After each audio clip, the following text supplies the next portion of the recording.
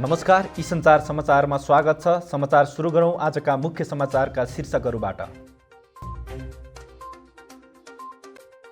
संवैधानिक पदाधिकारी नियुक्ति विरुद्धको रिट हेर्दा हेर्दैमा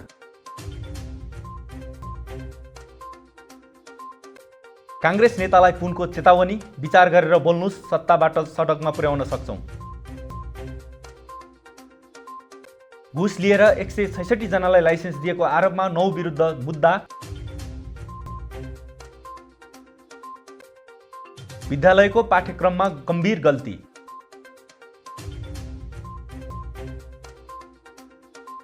अमेरिकी सेनाको कार्गो जहाज काठमाडौँमा आएपछि सामाजिक सञ्जालमा तरङ्ग।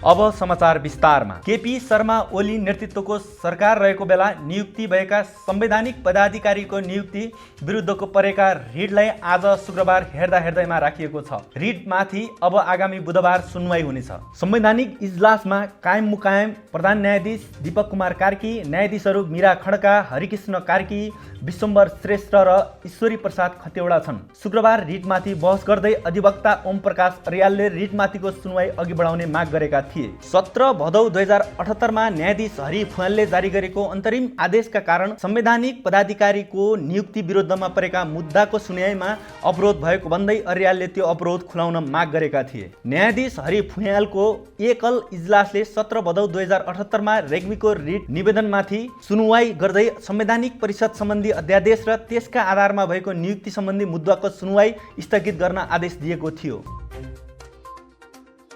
नेकपा माओवादी केन्द्रका नेता वर्षमान पुन अनन्तले 5 वर्षका लागि सडकमा पछारिएको कांग्रेसलाई आफूहरूले सत्तामा पुर्याएको टिप्पणी गरेका छन्। तर आफूहरूले बुई चढाएर सडकबाट सत्तामा पुर्याएको कांग्रेसका केही नेतामा उन्माद देखिएको भन्दै उनले आक्रोश पोखेका हुन्। साथै उनले माओवादी केन्द्र र सत्ता गठबन्धनमा आबद्ध अरू दलहरूलाई सार्वजनिक टिप्पणी मार्फत हेप्ने र अपमान नगर्न चेतावनी दिए। पुनले सत्तामा रहेकालाई सडकमा र सडकमा रहेकालाई सत्तामा पुर्याउने हैसियत आफूहरूको रहेकाले विचार गरेर बोल्न सचेत गराए। 5 वर्षका लागि सडकमा पुगेको कांग्रेसलाई बुई चढाएर हामीले सत्तामा पुर्याएका हौं।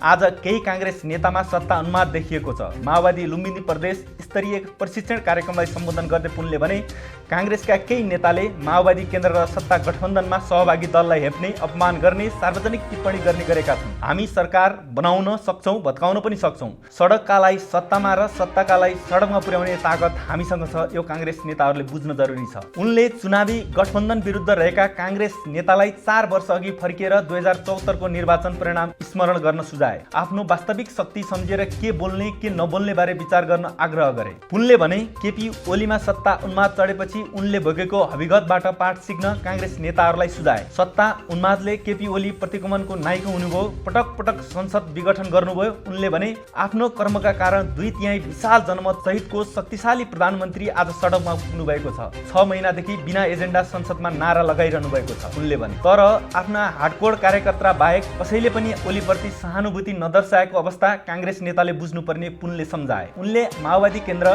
कसैसँग तालमेल नगरी आफ्नै बलमा निर्वाचन लड्न र जित्न सक्षम रहेको दावी गरे। स्थानीय तह र संघीयताका लागि माओवादी लडेको चर्चा गर्दै पुनले त्यसको नेतृत्व गर्न पनि माओवादी सक्षम साबित भएको दावी गरे।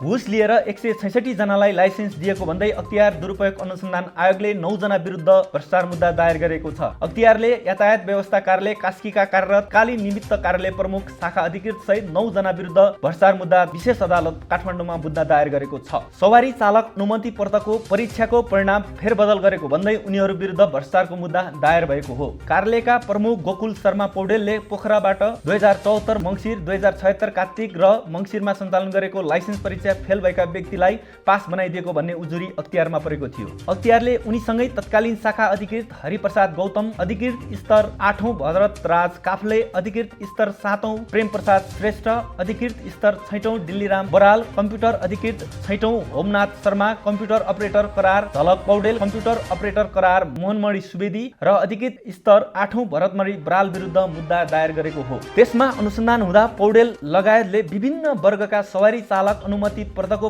प्रयोगात्मक परीक्षामा फेल तथा अनुपस्थित परीक्षार्थीहरूलाई पास र पास भएकालाई फेल गरी प्रयोगात्मक परीक्षाको परिणाम पनि फेरबदल गरेको अख्तियारले जनाएको छ। पौडेल हाल भूमि व्यवस्था, कृषि तथा सहकारी मन्त्रालय कास्की गण्डकी प्रदेश पोखराका शाखा अधिकृत हुन्। उनीहरूले 166 जना परीक्षार्थीहरूले इलेक्ट्रोनिक लाइसेन्स भेहिकल रजिस्टर सिस्टमका रिजल्ट अपडेट तथा रिजल्ट अप्रुभ गर्ने क्रममा पास गराइदिएको प्रवक्ता भण्डारीले बताए। यस्तै 2 जनाको प्रयोगात्मक परीक्षामा पास भएकाहरूलाई रिजल्ट अपडेट गर्दा फेल गराई जम्मा 168 जनाको परीक्षा परिणाम फेरबदल गरेको देखिएको अख्तियारले जनाएको छ।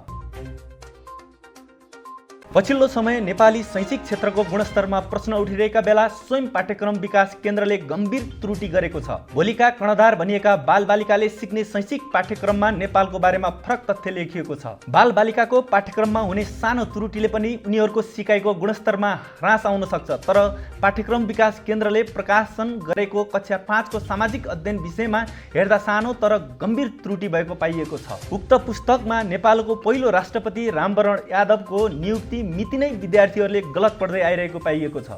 उनीहरूले एउटै सरकारी निकायबाट प्रकाशित सामाजिक अध्ययन पुस्तकको कक्षा 5 र 6 मा प्रथम राष्ट्रपतिको नियुक्ति मिति छुट्टा छुट्टै पढ्दै आएका छन्। लामो समयदेखि कक्षा 5 का विद्यार्थीहरूले पढ्दै आएको सामाजिक अध्ययन विषयमा हाम्रा राष्ट्र प्रमुख तथा सरकार प्रमुख पाठमा 2065 साल 6 गते नेपालको पहिलो राष्ट्रपति बनेको उल्लेख गरिएको छ। तर त्यही विषय कक्षा 6 को सामाजिक अध्ययन विषयमा 2065 साल 8 गते लेखिएको छ। यसरी हेर्दा विद्यार्थीले कुन तथ्यलाई आधार मान्ने? यसमा पाठ्यक्रम विकास केन्द्र गम्भीर नभएको पुष्टि भएको छ। विशेष सावधानी नपनाई पुस्तक छपाई गर्दा त्यस्तो गल्ती भएको बताइन्छ। उक्त विषयमा सम्बन्धित सबै कर्मचारी र विज्ञहरूको कमजोरी भएको पाठ्यक्रम विकास केन्द्रका एकजना पुराना विज्ञले उल्लेख गरे। स्वास्थ्य तथा जनसङ्ख्या मन्त्रालयले स्वास्थ्य संस्था तथा अस्पतालमा उपचारका लागि जाँदा अब PCR परीक्षण गर्नु नपर्ने जनाएको छ। कोरोना भाइरस विरुद्ध खोपको पूर्ण मात्रा लगाइसकेका व्यक्तिले उपचारका लागि अस्पताल जाँदा PCR परीक्षण नगराउँदा पनि हुने मन्त्रालयले जनाएको हो। मन्त्रालयले एक सूचना जारी गर्दै खोपको पूर्ण मात्रा लगाएको र कोभिड-19 संक्रमणका कुनै लक्षण नदेखिएको खण्डमा PCR परीक्षण गराउनु नपर्ने बताएको छ। तर यसका लागि खोप कार्ड अनिवार्य रूपमा देखाउनु पर्ने बताएको छ। मन्त्रालयले खोप कार्ड देखाएर PCR परीक्षण नगरी उपचार गराउन समेत सबै स्वास्थ्य संस्था तथा अस्पताललाई परिपत्र गरेको छ। यसअघि अस्पतालमा उपचारका लागि जाँदा PCR परीक्षण अनिवार्य गर्नुपर्ने प्रावधान थियो।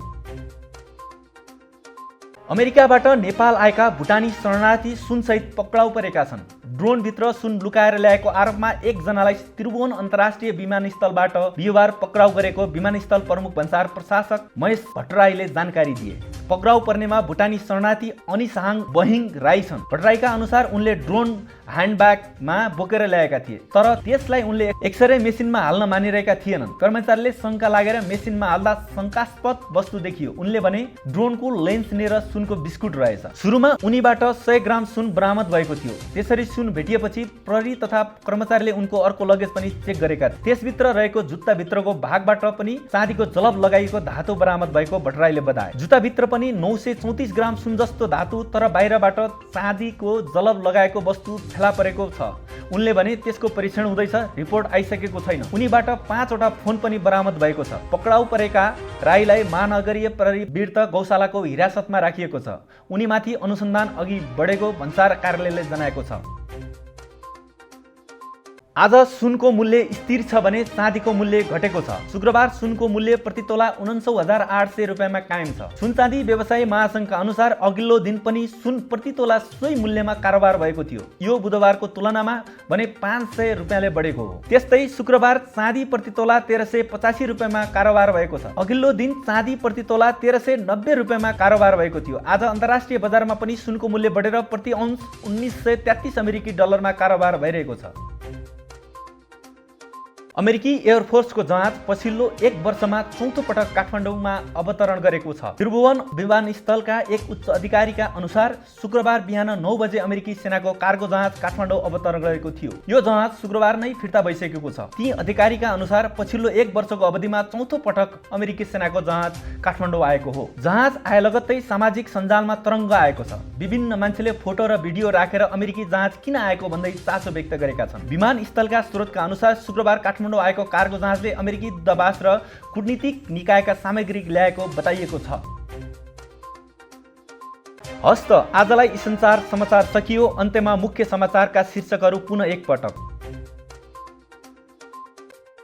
संवैधानिक पदाधिकारी नियुक्ति विरुद्धको रिट हेर्दा हेर्दैमा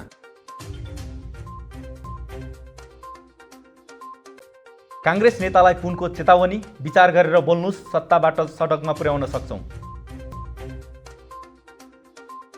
घुस लिएर 166 जनालाई लाइसेन्स दिएको आरोपमा 9 विरुद्ध मुद्दा। विद्यालयको पाठ्यक्रममा गम्भीर गल्ती।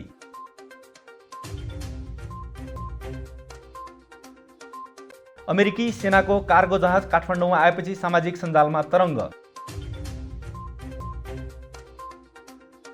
हस्त आजलाई संचार समाचार सकियो। ताजा समाचारका लागि संचारपाटी.com हेर्दै गर्नुहोला। नमस्कार।